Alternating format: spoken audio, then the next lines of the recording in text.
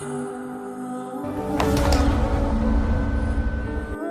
করলেন আপনি? আপনি আমার বোনের ছবি তুলছেন কেন? ক্যামেরা ভাঙছি, ভালো করছি। আপনি দেখছেন আমি ছবি তুলছি? আমি দেখছি।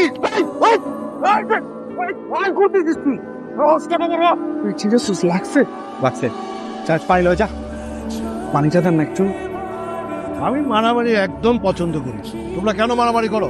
তোমরা এখানকার গেস্ট, আমার গেস্ট। আমি চাই না এটা নিয়ে আর কোনো কথা আঘাত। যাও, তোমরা চলে যাও। দেখছিস? গতবার মনে হয় খেদমতটা ভালো মতো হয় নাই রে। দোস্ত এটা কি হলো? আবার ছেটু দিয়ে গেল। ব্যাপার না, বড় বড় লাভ স্টোরিতে এরকম ছোট ছোট ট্র্যাজেডি হয়। আপনার নামটা তো বলে যেতে পারেন।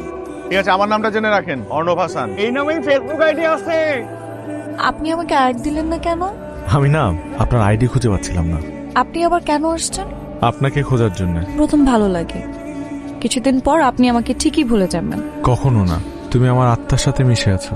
তোমার পরিচয় তো পাইলাম, কিন্তু এখানে কেন আইসো সেটা তো বুঝলাম না। আমি আসলে মাধবীলতাকে ভীষণ পছন্দ করি, তাকে বিয়ে করতে চাই। মাধবী লতারে তুমি পছন্দ করো, খুব ভালো কথা, কিন্তু আমার কাছে কেন? আপনার কাছে তো আসবো, আপনিই তোর বাবা। আরে আমার মেয়ের নাম তো লতা। বাবা, কলেজে মনে হয় ওরে মাধবী লতা নামে অনেকে ডাকে। বলিস কি? আমার মেয়ের নাম পরিবর্তন হয়েছে আর আমি জানি না। আবার কোত্থেকে বলা নাই কওয়া নাই একটা ছেলে বিয়ে করতে চলে আইছে। তুমি লতারে কতদিন ধরে চেনো? বেশ কিছুদিন যাবত আমাদের কথা হচ্ছে।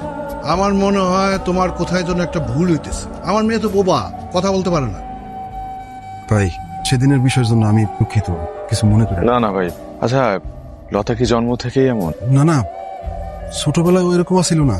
খুব ছোটবেলায় ওর একটা কঠিন রোগ হয়, তারপর থেকে আস্তে আস্তে ও কথা বলার শক্তি হারায় ফেলে। স্কুলের অনেকেই এই বিষয়টা জানতো, এটা নিয়ে হাসি ঠাট্টা ব্যঙ্গ বিদ্রুপ করতো। আমার বোনটা খুব কান্নাকাটি করতো। বাবা ওরে অনেক ভালোবাসে। ওর এই কষ্টের কথা সহ্য করতে না পারে বাবা সিদ্ধান্ত নেয় শহর ছেড়ে ওরে নিয়ে অনেক দূর চলে যাবে। তাই বাবা ব্যবসাপাতি সব গুটাইয়া এখানে চলে আসছে।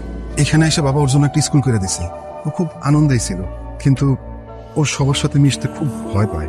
যদি ওর এই না বলার কথা না বলার বিষয়টা যদি যাই না পালায়, তাহলে তো তাই হয়তো আপনার এই বিষয়গুলো বলে নাই। বলেছে, ও আমাকে বলেছে, আমি বুঝতে পারিনি। ভাই আমি একটু আঙ্কেলের সাথে একটা বার কথা বলতে চাই প্লিজ। এতক্ষণে মনে হয় বাবার